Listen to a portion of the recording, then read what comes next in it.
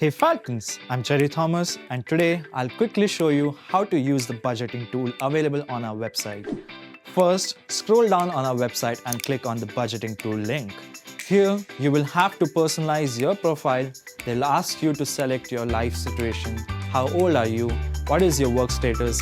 Are you renting a house? And what's your primary budgeting goal? The second part is to enter your income, employment insurance, and any education savings or loans.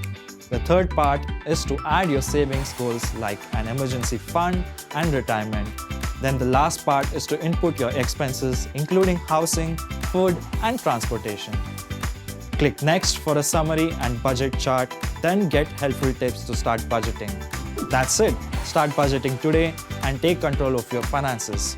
Check out our website for more budgeting tools provided by FSU.